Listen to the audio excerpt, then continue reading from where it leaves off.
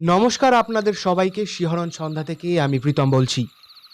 আজ আপনাদের কোনো গল্প নয়, শোনাতে চলেছি একটি বাস্তব ঘটনা, যেটি পাঠিয়েছেন আমাদের এই শিহরণ সন্ধ্যা পরিবারের একজন সদস্য সৌরেন মণ্ডল মগরাহাট থেকে।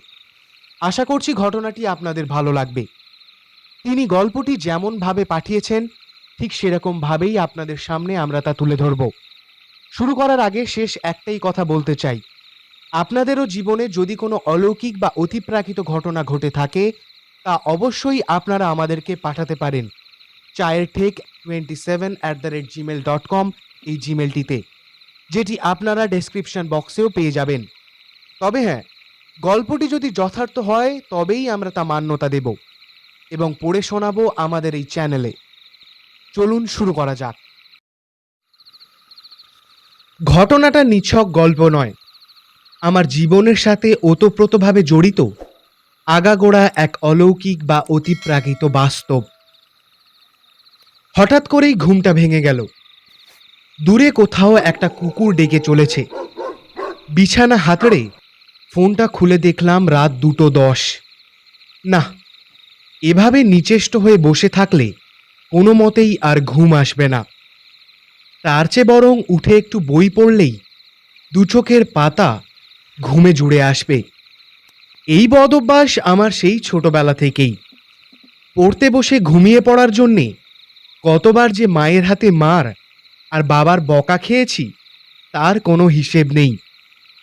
উঠে গিয়ে আলো জ্বালিয়ে বইয়ের আলমারি থেকে বই খুঁজতে লাগলাম। হঠাৎই হাত লেগে একটা কালো ডায়েরির মতো জিনিস পায়ের কাছে এসে পড়ল। সেটাকে তুলে আলোতে ধরতেই বুঝলাম আমাদের পারিবারিক অ্যালবাম এটা। অনেক পুরনো স্মৃতি সঞ্চিত আছে এতে।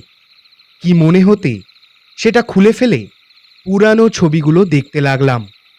ছবিগুলো দেখছি আর স্মৃতিমেদুর হয়ে উঠছি। কতই না রঙিন ছিল সেই সব দিনগুলো।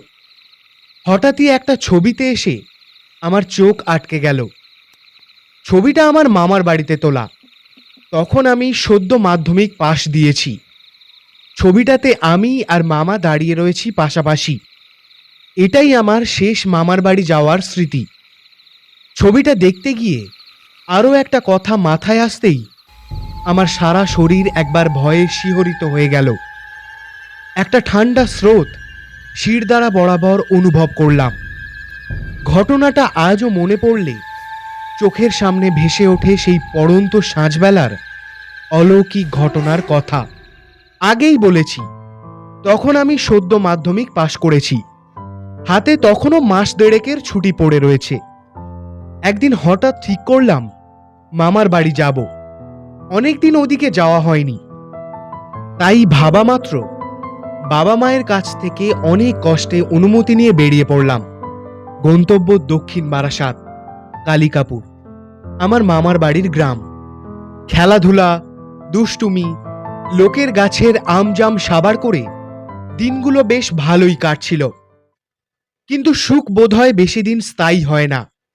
একদিন এক বন্ধু বলে উঠল, চল আজ বরং আমরা মরা দিঘির মাঠে যাই।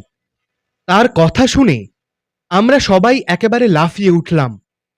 কারণ এমনিতেই গোটা গ্রামে ওই মাঠের একটা বদনাম আছে। সবাই এড়িয়ে চলে ওই জায়গাটাকে। আরেকজন বলে উঠল, না ভাই, ওই মাঠে যাব না, ওখানে নাকি ভূত আছে।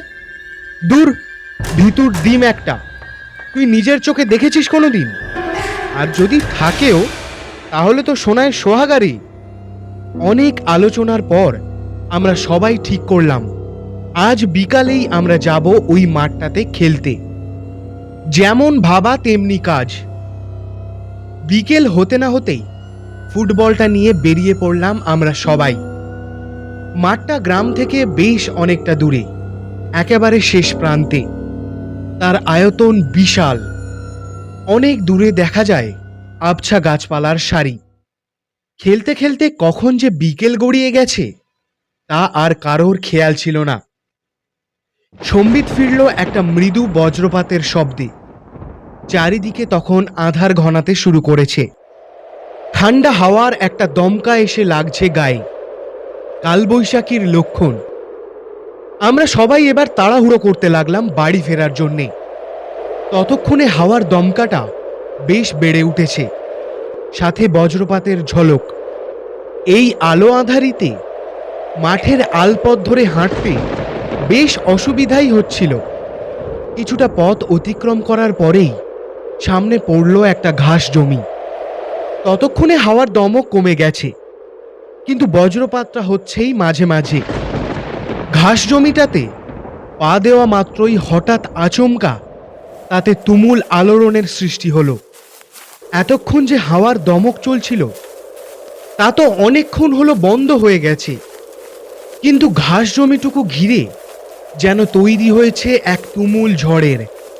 এলোমেলো হয়ে পড়ছে বিশাল সেই ঘাসগুলো কোনো এক অদৃশ্য ঝড়ের দাপটে। আমরা তখন রীতিমতো দিশেহারা। অন্ধকারটা ঘনিয়ে এসেছে আরও এক কোচ গাঢ় হয়ে। ঘাস জমির সেই অদৃশ্য ঝড়টা কোনো মতে থামতেই চায় না, যা থাকে কপালে। এই ভেবে সেই ঘাস জমিতে নেমে পড়লাম ভয়ে ভয়ে। আর ঠিক তখনই কোথা থেকে যেন এক মিশ কালো বিড়াল আমাদের সামনে হাজির হয়ে ডেকে উঠল বার দুয়েক। আর সেই সঙ্গে সঙ্গেই ঘাস জমির অদৃশ্য ঝড়টা এবার প্রলয়ের আকার ধারণ করল। এবার আর আমাদের সাহসে কুলালো না। যে যার মতো পারলাম আলপথ ধরে প্রাণপণে ছুটতে লাগলাম। কোনো মতে দৌড়ে মাঠটা পার করে এসে পড়লাম একটা বাঁশ বনের সামনে। বাড়ি ফেরার সব থেকে ছোট রাস্তা হচ্ছে এটাই, কিন্তু এই ভর সন্ধ্যাবেলা ওই অন্ধকার বাঁশ বনের মধ্যে দিয়ে যেতে আমাদের কারোরই তেমন সাহস হলো না। একটু আগেই আমাদের সাথে যে ব্যাখ্যাহীন ঘটনাটা ঘটে গেছে তাতে আমাদের মনে সাহসের ছিটে ফোঁটাটুকুও ছিল না। কিন্তু তাড়াতাড়ি বাড়ি ফিরতে হলে এ পথেই আমাদেরকে যেতে হবে। তাই পুনরায় নিজেদের প্রাণ হাতে করে নিয়ে ঢুকে পড়লাম বাঁশবনের ওই অন্ধকার মেঠো পথে। প্রায় পৌঁছেই গিয়েছিলাম, হঠাৎ আবছা আলোয় নজর পড়ল একখানা বিশাল বড় বাঁশ রাস্তায় আড়াহাড়ি ভাবে পড়ে আছে। পথ পেরোতে হলে ওটাকে ডিঙিয়ে তবেই আমাদেরকে যেতে হবে। দাঁড়িয়ে ভাবছি কি করণীয়, এমন সময় এক বন্ধু বলে উঠল, ভাই, ঠাকুমার মুখে একবার গল্প শুনেছিলাম জানিস, অপদেবতারা তাদের শিকার ধরবার জন্য বাঁশবনে এমনভাবে বাঁশ ফেলে রাখে। এ কথা শুনে আমাদের অবস্থা আরো কাহিল হয়ে পড়ল। কোনো মতে বুঝে উঠতে পারলাম না। বলা ভালো যে সেদিনের অন্ধকার ওই রহস্যময় পরিবেশে আমাদের বোধশক্তি হারিয়ে গিয়েছিল।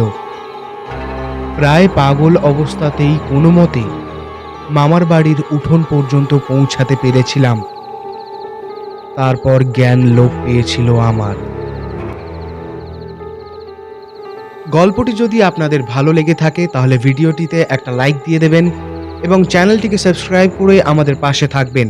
পরবর্তী গল্প আপনারা কি বিষয়ে শুনতে চান তা অবশ্যই আপনারা আমাদেরকে কমেন্ট করে জানাতে পারেন, এবং আপনাদের জীবনে ঘটে যাওয়া কোনো অলৌকিক ঘটনা যদি থেকে থাকে তা অবশ্যই আমাদের এই শিহরণ সন্ধ্যা চ্যানেলের অফিসিয়াল জিমেল childtake27@gmail.com এই জিমেলটিতে আপনারা পাঠাতে পারেন, যেটি আপনারা পেয়ে যাবেন আমাদের ডেসক্রিপশন বক্সে।